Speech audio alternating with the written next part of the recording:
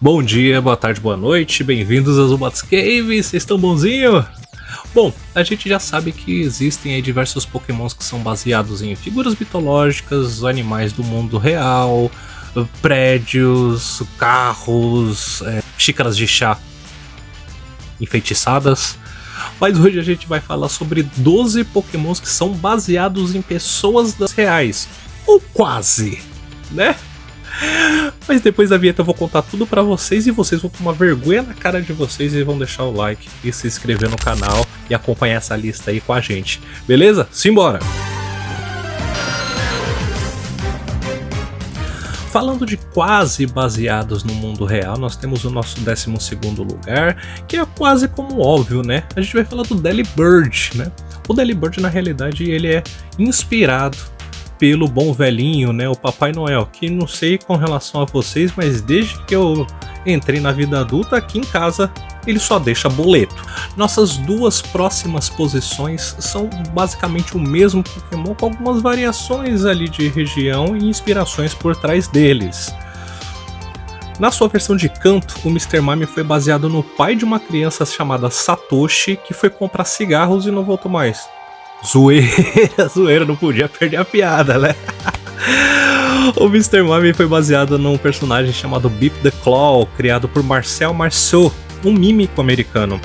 Esse personagem é conhecido por fazer aquelas performances, né, que fica simulando ali que tem uns vidros, umas paredes invisíveis, etc.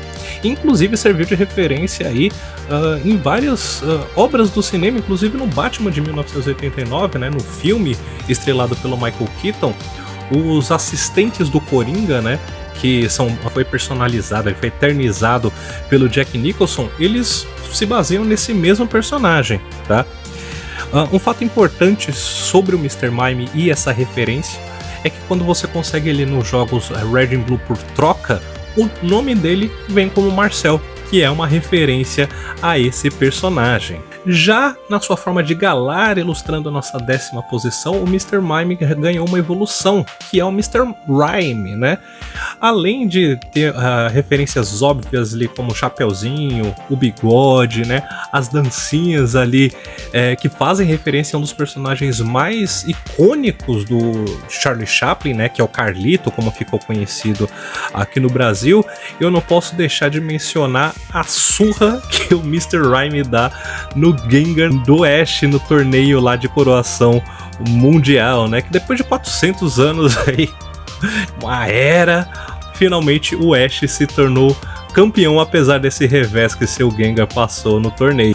Nossa 9ª posição se baseia no gato porradeiro da geração 7 ali de Sun e Moon, que é um Incineroar, né? Ele foi baseado em um personagem de mangá chamado Tiger Mask, que na realidade no Japão ficou muito conhecido por ser a alcunha de diversos lutadores mascarados, né, lutadores ali de luta livre, que usavam essa alcunha. Teve até algumas variações, versões femininas, versões como Evil Mask, etc.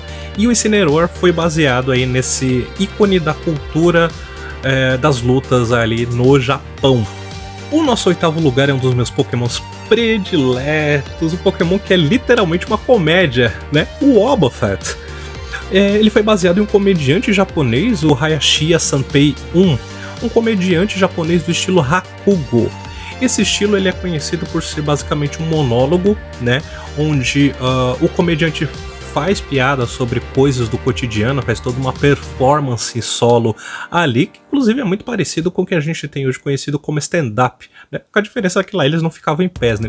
Inclusive o nome japonês do Wobbuffet, que é Sonans, faz uma referência a um bordão desse comediante.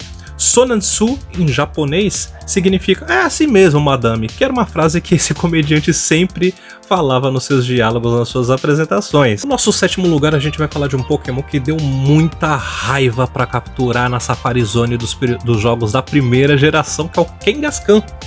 O Kangaskhan, é meio que óbvio ali, o nome, né, foi baseado no líder mongol, né, o Gengis Khan, né, que ele foi conhecido ali por ser um grande conquistador ali dos territórios.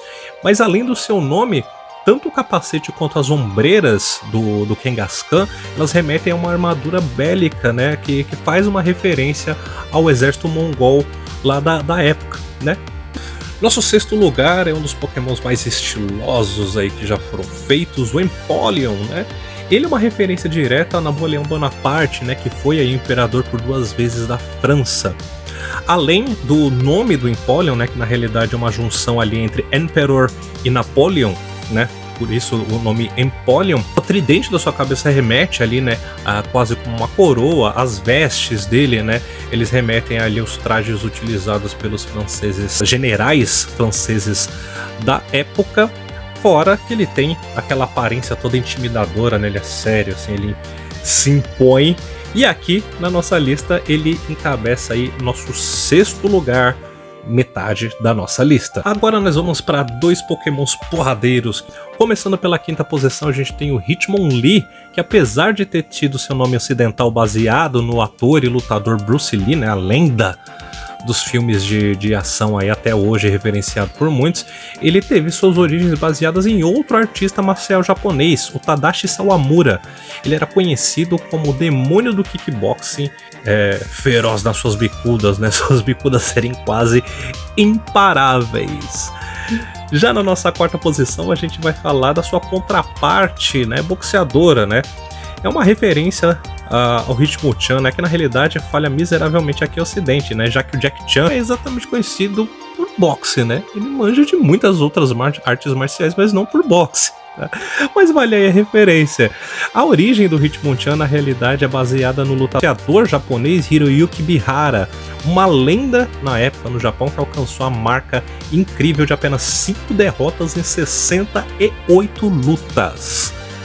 O bicho era bom, hein? O bicho era brabo. Mas antes de ir para os 3 ícones finais, né? As 3 referências finais aqui do nosso vídeo, a gente vai fazer uma menção honrosa a um dos membros, né? Uma das representações mais importantes do mundo Pokémon, que é você.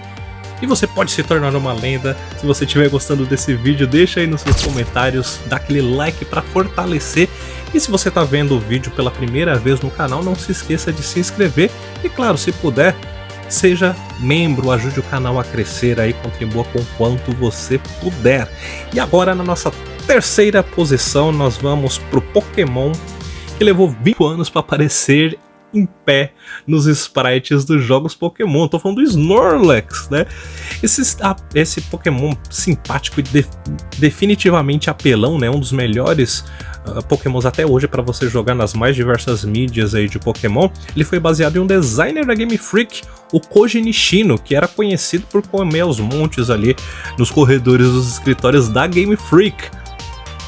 Porém, ao invés dele se ofender com isso, ele se sentiu lisonjeado, tanto que desde então ele é um dos principais responsáveis ali pelo design dos jogos de Pokémon dentro da Game Freak, e nos jogos Pokémon Black e White 2, ele aparece como um personagem que você pode enfrentar e todo o seu time carrega o item Leftovers, aquele item que é uma maçãzinha mordida ali, que turno a turno ele vai recuperando um pouco do HP do Pokémon. E adivinhe só, o Pokémon principal dele dentro desse jogo, né?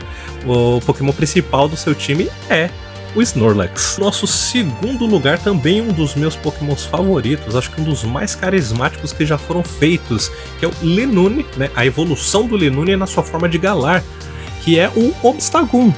O Obstagoon, para quem não sabe, ele foi baseado em um dos membros da Hottest Band of the World, Kiss! Sim, foi baseado no baixista, né, conhecido ali pela alcunha do The Demon, Gene Simons. Porém, ao contrário do nosso primeiro lugar aqui, o Gene Simons se sentiu mega lisonjeado de ser homenageado, já que o Obstagoon faz referência não só à maquiagem que ele usava nas performances, como também aos trajes, né, as fantasias que o Gene Simons usou no decorrer da carreira aí do Kiss, que recentemente anunciou o seu encerramento. E apenas uma curiosidade aqui, vocês sabiam que o Kiss teve uma série de quadrinhos lançadas pela Marvel? Procura aí, é que essa informação é bem interessante e os quadrinhos são sensacionais. E o nosso primeiro lugar é um personagem totalmente arrodeado de tretas, e sim, é um dos Pokémons que inclusive eu coleciono cartas, que é o Kadabra. Mas qual que foi a treta do Kadabra, né? O ilusionista Uri Geller, né, um ilusionista, se eu não me engano, meio israelense, meio britânico, lá por volta de 2002 alegou que o Kadabra era uma representação negativa né, uma representação sinistra, violenta, né, da imagem que ele tinha, e ele meio que se auto-intitulava o criador da técnica de dobrar colheres. E aí o que aconteceu? Além de cobrar uma multa, né, uma indenização milionária para a Nintendo, ele exigiu o banimento do Kadabra do Pokémon TCG, além de outras mídias onde ele poderia ser comercializado. Uma das alegações dele, né, com relação ao fato de plágio, além do Kadabra portar colheres, o seu nome em japonês é uma referência direta ao seu nome, é chamado de Yungara, não sei como pronuncia em japonês. Ele reclamava da questão da estrela na testa do Kadabra, de ser uma coisa meio cabalística, os símbolos ali na barriga do Kadabra, etc.